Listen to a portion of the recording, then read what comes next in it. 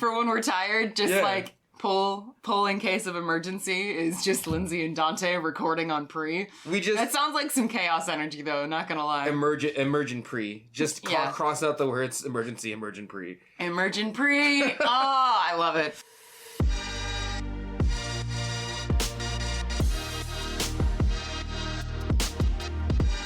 This is The Mud Peddlers, a podcast where two nerdy ceramic artists share the behind the scenes of their worlds of clay.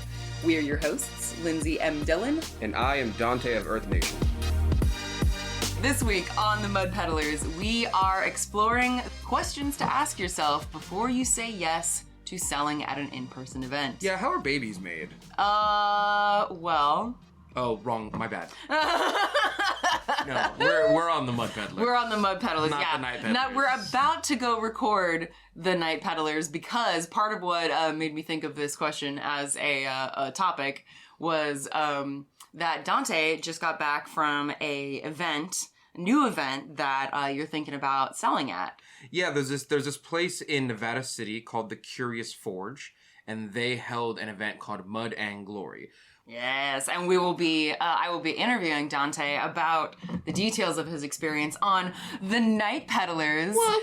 So That's where I say the bad words. Oh, yeah, that is where we say the bad words. That's where we say the bad words. Mostly because YouTube doesn't want us saying the bad words. Yeah. So that's why I bleep them out on the Mud Peddlers. Yeah. But yes, I will be interviewing Donte about his experience at this new show. So if you'd like to listen to all of the details, you can go to patreon.com / slash, I don't know if it's forward or backslash. / Lindsey M Dillon. And you can sign up to be a member of our Patreon and get exclusive access to our sister podcast called... That's where all the good stuff is. That's all the good stuff. Let's explore some of the questions. So do you want to go first or should I go first? No, go first. I feel like I talk far too much for my own good. Please go ahead. Overarching, the first kind of big question that I ask myself when I'm deciding whether to go into a new event is, how much will prepping for this screw up my current production schedule? Yeah, true. Then that's kind of, I guess, and if I were to narrow that down to maybe a bit of an easier question, because again, that question is easier to answer if you've been doing in-person events for a while, but if you're still relatively new to selling, you may not be sure, can I squeeze this in? But I guess in general, I would ask myself, so within that question of how much is this gonna screw up my production schedule is just kind of how big is the event? Yeah. Is it a one-day event that lasts for 4 hours? Or is it Do I gotta travel for this? Do I gotta travel for this? Oh, I hate those. Oh, yeah. Or is it also a big weekend event like SAC Anime? And I'm gonna try, for the sake of you, dear listeners, I'm going to try and ask these questions as specific questions so that if you are keeping a list for yourself, it is easy to keep track of. But... So the question of, is this gonna mess up my production schedule, can be narrowed down into the question of how big is the event, which is okay, exactly how many days and hours is it? But you just asked Donte, is do I have to travel for it? Do I have to spend the night somewhere? Do I have to get a hotel? Because that goes into costs. Mm-hmm. Stuff like that I think of immediately. Yeah. Yeah. How much is it going to cost? Not just for the table, because the table fee is a whole other thing, but if you have to travel for it, if you want to stay on the safe side, it is much easier to do, especially if you're new to selling. And we talked about some of this in our episode a while back about how to choose your first selling at your first in-person event. But this episode we're going into more detail about the kinds of questions that you'll be asking yourself. This is the pre-list. This isn't just how to choose an event. This is what are some of the things that I need to really consider before I choose an event? Because the other list was once I have chosen an event, what do I need to be at said event? Yeah. How have you evaluated some of the events that you've thought about going to? What are some of the other questions? Easy, okay. The first thing that I look for specifically is the closest event to me. Because we have Renaissance fairs here in Folsom, which is maybe a 30-minute drive, right? And then I have to figure out, how much does the table cost? Right. And then I have to figure out how much money it's going to cost to not only set up and what the table offers me. So are they going to give me chairs or do I got to load that in the car? Yes. Are they going to give me a big enough table? Do I have a sheet for the table to go over? Do I have the right aesthetic? Do I have signs? Stuff like that. That's the first thing I always calculate. And if I have those things, then I look for the closest event. Because realistically, one of the biggest determining factors in choosing a table is how much the table costs, how long it is, and how far it is. Yeah. We both love Fanime, right? And Fanime is like easily a $1,000 table. I don't know if it's that much now. Sac Anime has gotten up to... Sac Anime is $970. I just paid that bill. Yeah. Wait, $970. I think mine was like $870. I bought a couple extra tickets. Oh, okay, that makes sense. I always, But as far as, like, I love Fanime, but I have to have a hotel. And then I have to either rent or borrow someone's truck because my Toyota Corolla is not toting 100 pounds of pottery or 100 pieces of pottery. Yeah. With that weight. And then I have to get gas. And then I have to get food. And I need an assistant, realistically, for a 3-day event because it is a 3-day event. Yeah. Like, if I'm not making more money than all those things cost, I'm not going to the event. If I add up gas, travel time, stuff like food, hotel. But if I have an event that's super close to me, like we go to Sac Anime, it's a parking spot and like the table fee? Yeah, that's another big thing to consider is like if you do decide to go to an event is like where is the parking available? Like, are you going to have to like park way off site? When we demonstrated at the California State Fair. Oh my God. We had to park way the hell out. In Timbuktu. Timbuktu. Oh my God. And drag all of our stuff in. And that's another good example, I feel like, for like even at Fanime. Cause like, okay, so I've sold at Fanime, 2-3 times, I think. Yeah. And the last time I went, I think that year there were 5-6 of us, I think, staying in the hotel room or something like that. You almost need a deadbeat friend to take, because if your friend got jobs, they're like, I gotta work, I can't just come with you. Yeah, well, not necessarily, because I mean, depending... You need someone who has no job. That's not necessarily true. You need a couch surfing friend. That's not true. Because they can take if they're interested in helping you out, they can take the Thursday off or whatever. But yeah, so my mom's partner at the time had like a big ass truck that we had to use, and the other thing too is like I don't just bring like 100 cups to these events because I think I've figured out a sweet spot for the number of cups that I need to bring. But that particular year, the last time that I sold at Fanime, I think I brought like 200 pieces or something like that. Yeah, Fanime sells. Yeah. So not only did I have to lug all of that stuff down there, but it took up so much room in the hotel because there was that was when I had like a 3-foot by 6-foot display space in the artist alley. So I couldn't even bring all of my inventory and keep it behind the table. Yeah. And then on top of that, like talking about parking, Fanime does not have, and this is at least as far as the last time I went, they don't have easy places for you to park to set up. So I was having to lug all of my stuff from the hotel, like across the street and down the way. Yeah. All the way into the convention center, so it's just like this it's still, I think, can be worth it, but it's definitely the question of, as we always ask, is the juice worth the squeeze? Is the juice worth the squeeze? And do you even like that kind of juice? That's what I like that. Yeah, no, that's like, what are you doing this for? Like, what's the end product of it? Of course, it's money. Yeah, that's actually a really good question to ask. Is like, why are you doing this event? I came up with it myself. Yeah. 10 I'm the first, points. Actually. Oh my God, really? Yes. I'm shocked. I know. Me too. How brilliant. Huh?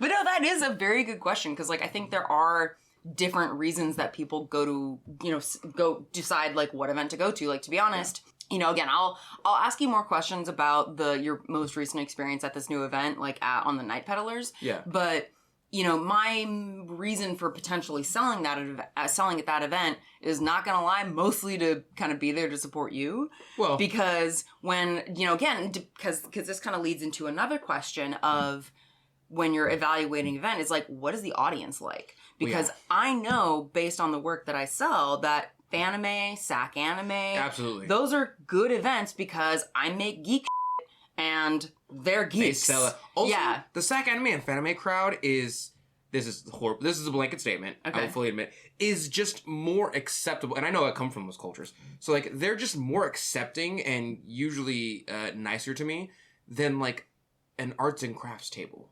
Let me just put some Dante spice on it. Tell me. Okay. Give me the spice. Okay. The amount of Karens at an art and craft festival I knew it was coming. is way higher than the amount of Karens you're gonna get at like an anime table. Yeah. The culture is different. Like the place that Karens are born from that like to go are like art festa, and then they always want to barter with you, and there's always get like one person a year who looks at your stuff like, I can buy this at Walmart, and you're like, go to Walmart then. Yeah. But they think they're bartering by downgrading your, you know what I mean? Yeah. By insulting you somehow, I've made it less, therefore give it to me for less now. Yeah. So I don't have that happen at anime conventions. It doesn't happen. Yeah. I just don't have it happen. So I prefer to go to tables that are more like that. And you're right. Kind of knowing where you're going to go and knowing your clientele is a huge thing. When we go to Sac Anime and Fanime, we make nerd stuff because the nerd stuff sells at a nerd place. Yeah. Yeah. But if I went to an arts and crafts table, I'd probably make a bunch of sandstone buff and dragon fruit half glazed cups in the color blue, purple, white, and red. And then somehow make them look like drippy mugs. Ah, yes. And those would sell. Yeah. Target women love that. Target women love that. Target women are where Karens come from. It's a nice aesthetic. It's a really nice aesthetic. I like it, but I also, again, know my clientele. And I know that's most of you. Yeah. And if you're still relatively new to selling and you're still figuring out like your like the kinds of clientele that fits your work. Yeah. You know, that's kind of like going back to like the reasons like why you would be going to an event. Yeah. A really good reason to go to an event is to see like, are these my people? Yeah, like, absolutely. Is this a good, so even if you don't, you know, again, just looking at different like paradigms of success, even if you don't sell a lot, or even if you make negative money, you know, even if you don't really sell much, like you can still get information from going to obviously we all want to make money. Obviously. Well, yeah, if you can do both, do it. Yeah, if you can do both, ideally, yes. But it is, know that you can get more out of an event than just money, obviously. Knowing your audience and the table you're going to before you get there, regardless of, because once you figure out you're going there and you know the motif, like you got to figure it out. Like I really want to start doing 4 tables a year. I want to do 2 Sac Anime. I want to do Mud and Glory, and then I also want to do a Renaissance fair. And Mud and Glory is the one that you just went to in... Yes. Yeah. But as far as the Renaissance one, like I got to start making more Steins and Dragon. Oh, yeah. You know what I mean? Like, yeah. I just have to. I would not show up to a table at the Renaissance Fair with a bunch of Pikachu cups. Yeah. You might be able to sell some, but the chances that there will be people at a place dressed like Vikings who also like Pikachu, well, actually, that's a cross. Yeah, actually, there is a cross. That's the thing is, like, I could see it, but what I could almost see... is people being like, why are you here? Unless you had Pikachu designs, but in like a Viking aesthetic, which I would actually love to see. Pikachu with a beard and some chainmail on. Aww, no, I was just spitting. Don't get touched. Don't get touched. Don't get touched. But yeah, so you might want to do just a little bit of pre-work. Like you and I do stamps and silk screens. Yeah. Right. So like I'm gonna make a silk screen specifically for that event, but that usually takes months. I have to make it on my computer, and then I have to order it in, and then I have to figure out what color I have, and then I have to figure out, like, I'm not gonna bring a bunch of porcelain to a Renaissance fair. I'm probably using red stone or some type of red grog clay, because it's the earthy type of clay that you expect to find at a Renaissance fair. Yeah. Right? But that's what I'm bringing, right? So I have to get, like, 200 pounds of, like, dark stone clay that I can throw. Like, there's things that I need to prep for before going to a table that has that specific style and artwork. Yes. Right? Yeah. And I'm not saying you can't sew your work if you don't go along with the flow of the motif. Yeah, or also, that you have to completely, like, if you have no interest in doing, like, you know, Renaissance style or, like historically zhuzhed mugs, like you don't have to completely adopt a new style. Right. But like what you're saying, like that all goes back into that question of, is this going to completely disrupt my production schedule? Yes. Because for instance, if you've primarily worked with like a white clay body, for instance, you know, and you're suddenly going to be needing to buy a completely new kind of clay, like redstone or whatever. Yeah. Thinking about, okay, how many pieces and this, again, another question, how many pieces am I going to have to make for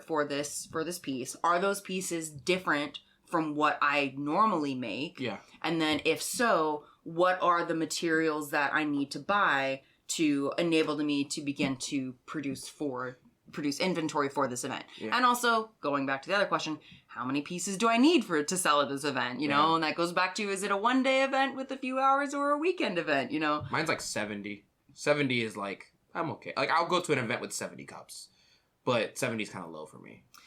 I think 200 or 250 is my, like, I feel safe at 250 cups for, like, a SAC anime event. I feel safe at 120, and I feel like I can go at 70. Mm-hmm. Because at 70, it's like, I'm probably going to sell it as long as these are all quality. 120 is like, I might have some left over, and I could probably put those on the website, earthnationceramics.com. Mm-hmm. At 150, I'm like, I'm going to a table, and I'm probably going to have a store update right after this to get rid of the rest of them, and then that way I can start my new cycle. Gotcha. Stuff like that. Yeah.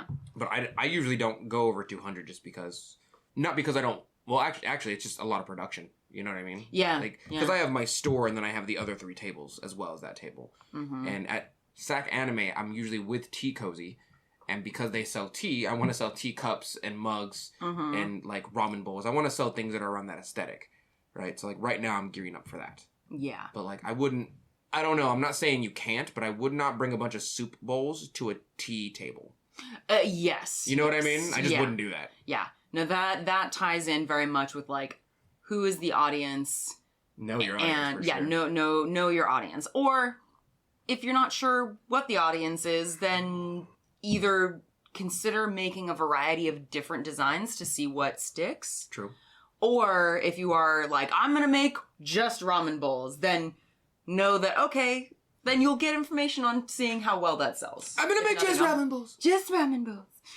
So, okay, so going back to some of the other initial, or some of the questions that you asked, like, around like, do they provide a table? I've got a few more questions that I've written down kind of along those lines of like, what materials does the venue provide?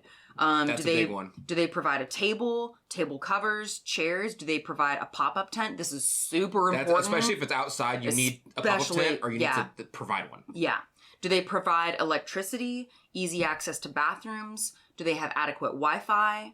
All of these things will help make the event easier or harder to prepare That for. Wi-Fi one is big. Wi-Fi one is huge, especially because card transactions, like so many, I'm actually amazed at how many people bought things just by tap with like the Apple Pay type thing.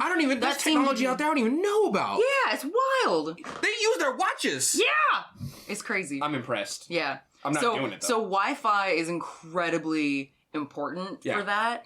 And that goes back into what specific items do I need to bring? And that's kind of its own whole set of questions. For me, there's 2 different parts. There's choosing the table and seeing if it complies with my finances. Because, for example, if I go to San Jose and the table costs, let's just say $500, right? If it costs $500 and then hotel costs like $200 a night and it's a 3-night event, I've immediately spent $1,100, right? So if I do not make over $1,000 at this event in those 3 days, I am losing money already. Yeah. At that point, it's just clout. At that point, it's just people saw me there and they like my work and I'm getting followers, which is valuable in and of itself. But having an event that's closer, like SAC Anime, is, even though it's a $1,000 table, travel time and hotel is no longer included as much anyway. Yeah. It's like, it's like a gallon of gas to get there and back. And then also you have to tote all that stuff. Yeah. You probably know the area a little bit better, so you kind of know where and where to get.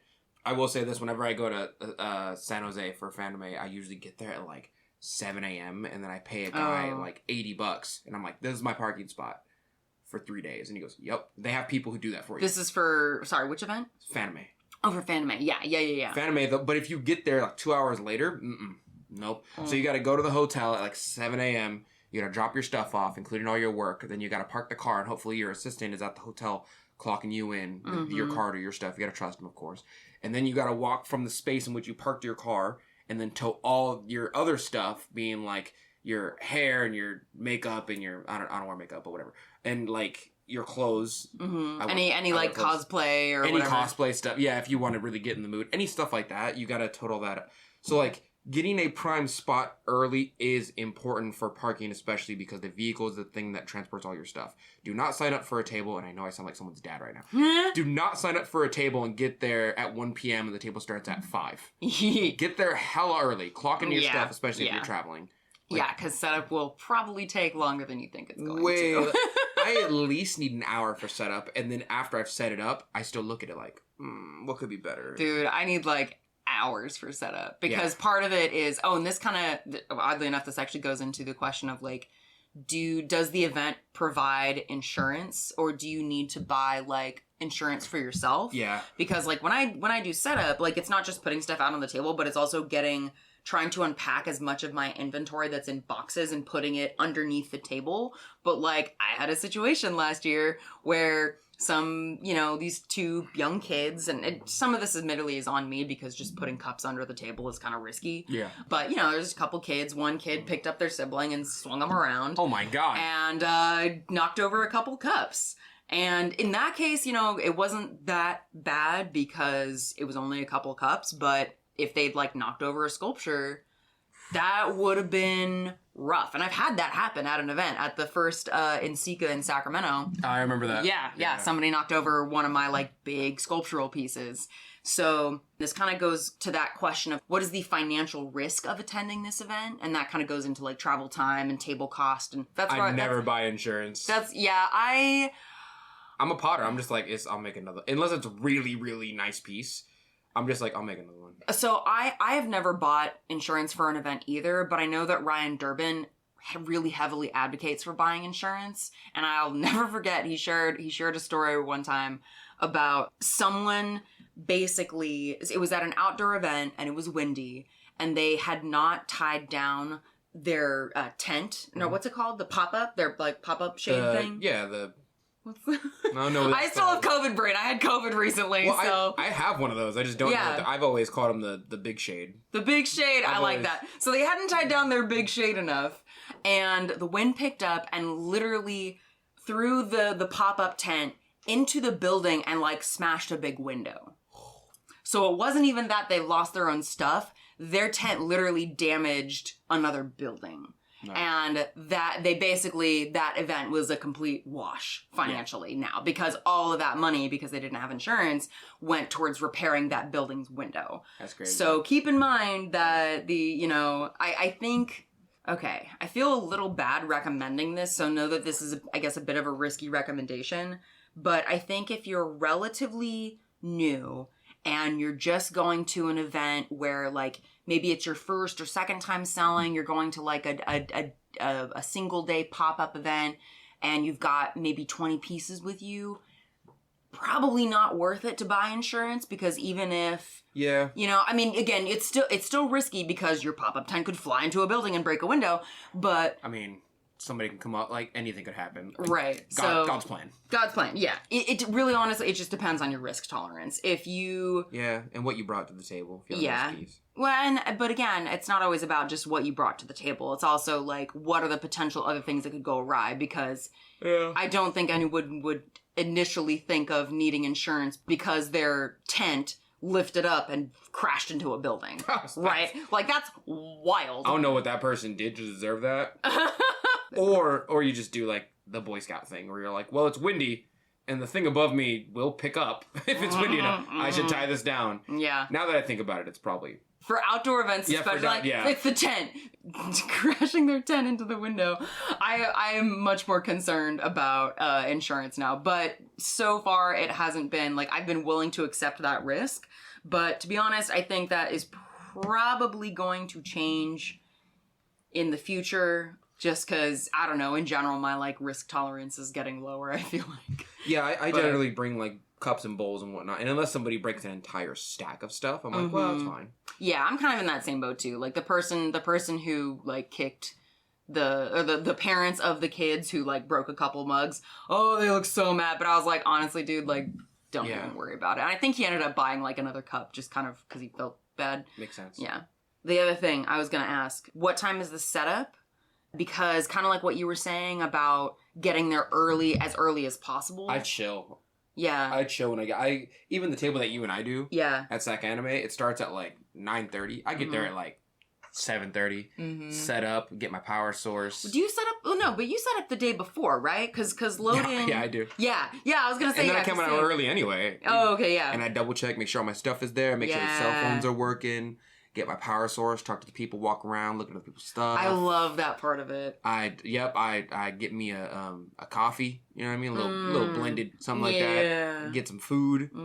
I sit down, then the other people who are doing the table with me are like, Donte, you're here. And I'm like, yeah, I've been here. I've edited a video already. You know, I love that part. I love that part of the table.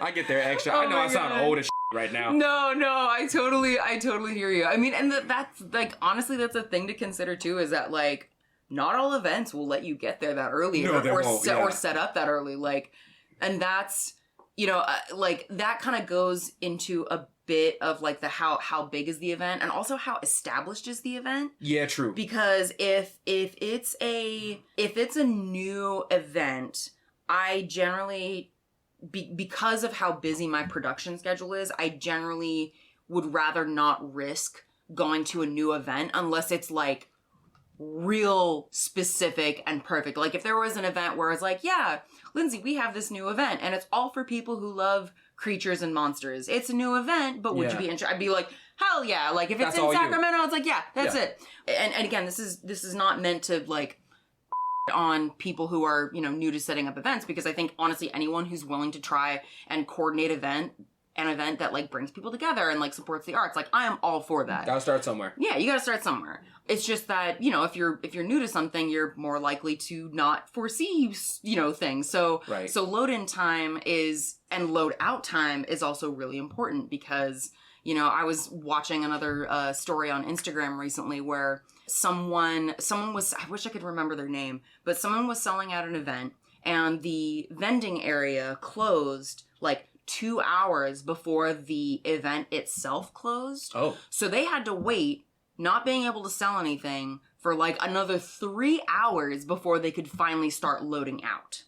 So keeping in mind, like, and that's not, and I don't know how new that particular event was, but that's like keeping it, what am I trying to say? You won't get return. Yeah. You will not get return. They did that to me at Fanime one time, and I was like, oh, really? Wait, what do you mean? So there was I want to say my second or third year at Fanime, they specifically told me we had a problem with people who would leave early and leave the tables, and then other people would start to take those tables, but they didn't pay for that space. So in order to amend this, they said, if you leave early, regardless of whether you've sold out or not, we will not invite you back next year.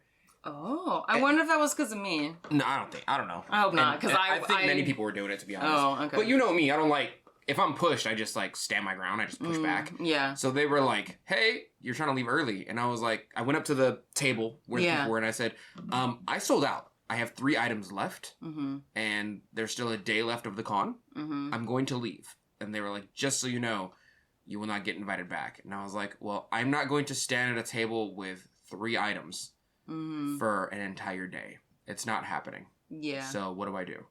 Yeah. And they were like, I don't know.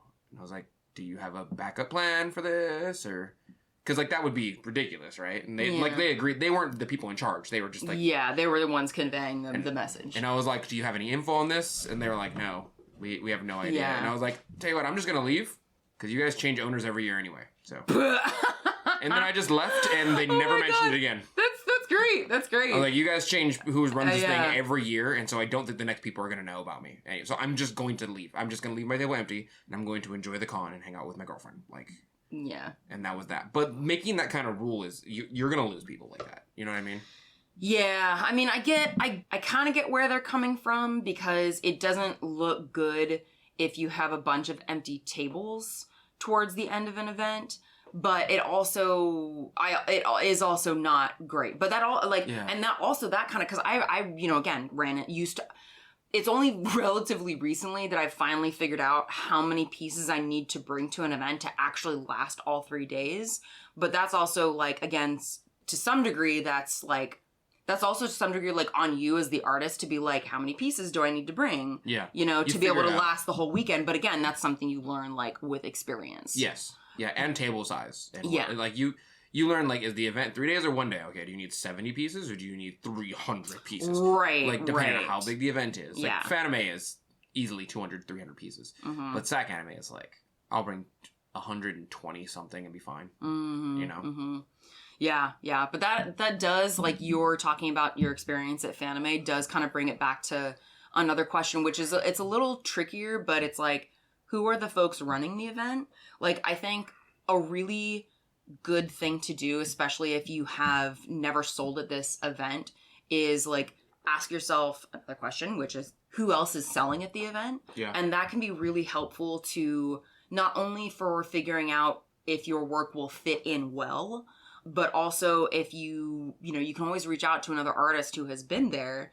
Like, if it's a new event and you don't know who else is going to be there, you can ask the event coordinators, like, who else is going? Yeah. And then you can always reach out to one of the other artists and be like, hey, like, do you know anything about the folks putting this event together? Like, why did you say yes? You know, and I think in general, the community can offer a lot. Like, I know I'm always really happy to talk about my experiences selling at different places, because it's really hard to figure out, like, what is going to be a good event, like what's going to fit your style, what's going to be the right audience, what's going to be, how much is the investment cost versus how much you're going to make from it.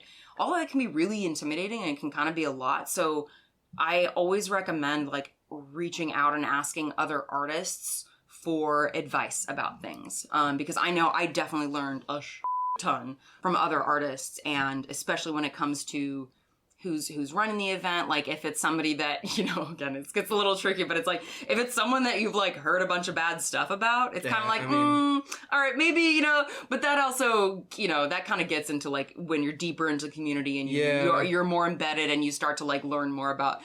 But I don't know. I mean, every society has its drama. Every community has its drama. So. Of course it does. I remember at the first, like, sack anime, they just invited, like, all... Because it used to be held at the Scottish Rites Masonic Center, remember? Right, and then they moved it over to the convention center once it kind of got revamped. But I remember there's people that were pretty much just selling, like, pornographic moe pillows. Yeah. After, like, the third year, the people who got hands on it, because I think they started to hand it over to other people after a while, were just like, look, man, you're kind of making people lose clientele. Like, you have the right to express yourself as an artist the way you want, but it kind of seems like you're just selling porn with fabric on it of anime characters. Which is not a problem, but that's why they have, like... That's why they have it now. Yeah. But before, that guy was, like, next to me. Oh my god. And so people who had kids were coming to check out my ceramics. And I do not have to tell you that middle-class moms are in the ceramic art community. Yeah. They are some of the biggest buyers of our work. Yeah. And they will not come to my table if I'm next to porn pillow guy. Yeah. which is why it's good to have, like, I'm really glad that Sack Anime finally created, like, I know it's not called Degenerate Alley, but that's what I'm calling it. That's what it is, yeah. Yeah, where it's or like, what is it, at Fanime they call it, like, the Silver Island or whatever. Nobody goes to the Silver Island anymore? Well, the last con we went to, I tried to go in there and check it out, and it was empty. But it was full of, like... I feel really bad, but it was full of the stereotype. It was full of, like, people who look like they would... You know, because most people who buy moe pillows are buying them, like, as a joke for their friends and stuff like that. Oh, yeah. But then there's people who buy them on, like, a serious note. Yeah. And that room was full of those guys. Oh, that wasn't my experience when I went there. I went there and I saw a bunch of, like, vendors selling, like, cute, you know, happy penis stickers and stuff. Like, I was very pleased. It was empty when I went in. Yeah, no, that's... Except for the vendors, of course. Yeah, no, Maybe I went at the wrong time. That's fair. But that is very much a good thing to know about, because I would be very upset if I paid a bunch for a table and then there was another artist next to me who, you know, again, it's not about their work being, like, morally good or bad. It's about fit, and it's about whether there is a space for that specifically. What kind of clientele you're trying to attract and sell to, really. That's all it is. Like I wouldn't go to a Christian youth center and sell that stuff. Oh my god. You know what I mean? Like, I just wouldn't. Not only because it seems the wrong place, wrong time, it also just, like, I clearly am not going to make money at that event.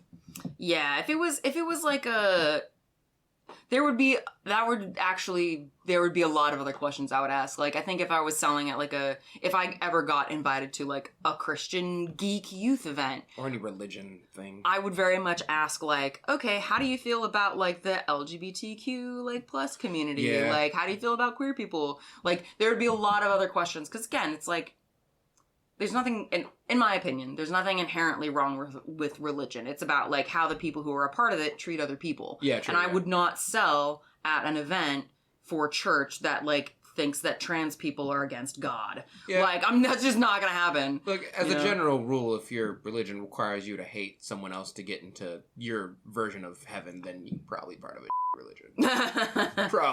Probably just hateful.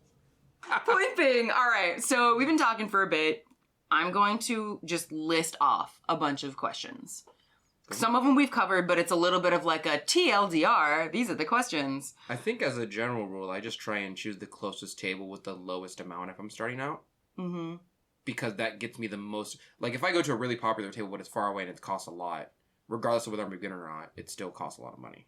Yeah. Right? So, like, the Mud and Glory table, they're not going to charge me. Mm-hmm. And I'm going to go to it, and I'm going to sell my work to people who are of my culture. Yeah. So it makes sense to go to that. It's an hour away. Yeah. I'm technically going to make more money at the starting event than I will at, like, Star Trek Con or whatever. You know what I mean? In, like, Las Vegas. That I have to drive a bunch to get a hotel. Right. You know what I mean? It's a bigger event. It's more popular, but just because it's bigger doesn't automatically equal more money. Yes. That's the main point I'm trying to make, is, like, location. Location. Yeah. Yep. The questions that I have are... How big is the event? Is the event indoors or outdoors? Is the event established or newer? How big the table though? How big is the table? How big do they get any chairs? I'm going. I'm sorry. Let me get through my list. They got a Wi-Fi? They got a Wi-Fi, yeah. What materials does the venue provide? Do they provide a table covers, chairs, pop-up tent, electricity, easy access to bathrooms, Wi-Fi? What is the fee for the booth space? And is it a flat fee, or do they take a percentage of individual sales? Because some tables do that as well. Yeah, which is crazy, but yeah. Yeah, I get it. How does the event handle mishaps, and, like, do you need insurance? What time is set up, and where is the load-in area? And then who are the other vendors of the event? Are they emerging artists or more established? What style of work do they make? How will your work fit into that? How much money do I need to prepare for the event? Like, how far away is it? That goes back to, like, booth fee and stuff.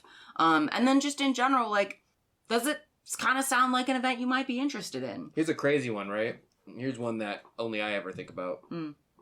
How walkable is food distance? Oh, that's a big one. That's a really good one. Because you bring food or you get food. Yeah. Because you're human and you need food on the daily. You need food. And you need water. Yes. Right? That's a really good point. That's a big one. Yeah. Like for Sac Anime, Subway across the street for us. Subway, yeah, it's great. Not that I'm standing Subway or anything. I'm not like pro Subway. Yeah. Not that anything's wrong with them. I just don't like soggy sandwiches.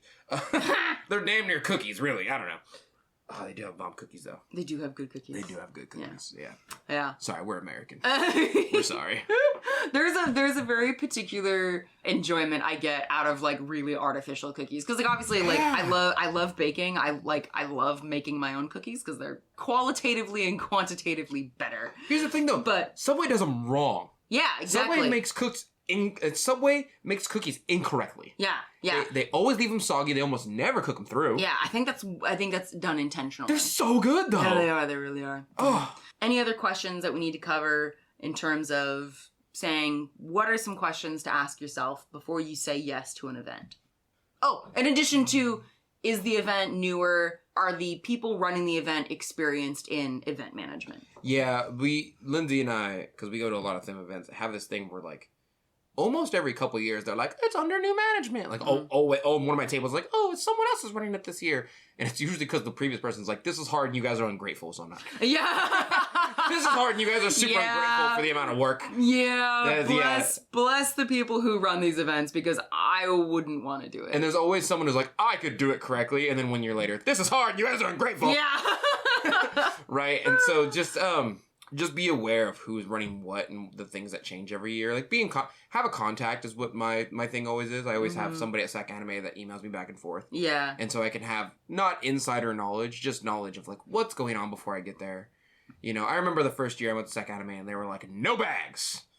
And so I just didn't bring bags. But then everyone I saw walking around with bags, and everybody was bringing bags, and yeah. I talked to the people, and I said, y'all, it says right here in the text you sent me, no bags. And they were like, yeah, but people brought bags, so we can't really stop them now. And I was like, why make the rule if I can break it and you're cool with it and there's no punishment mechanic? Oh my god. So next time I just brought little paper bags. Yeah. Recyclable, of course. But, and post-consumer materials and all that. And and just keep in mind that will be a cost when you think about the cost It will be a cost, yeah. And consider going eco-friendly because Lord knows the world doesn't need more plastic bags. I hate plastic so much. Yeah, me too. It feels like an alien material to me. Except mushrooms can eat it. Some mushrooms can eat plastics. That's crazy. Right? Now I don't trust mushrooms either, to be honest. I mean, mushrooms are great. Mushrooms are our friends. Only my mushrooms. Join the colony. Join the colony. Oh no. Are we good? I think we're good. Okay. All right. Bye.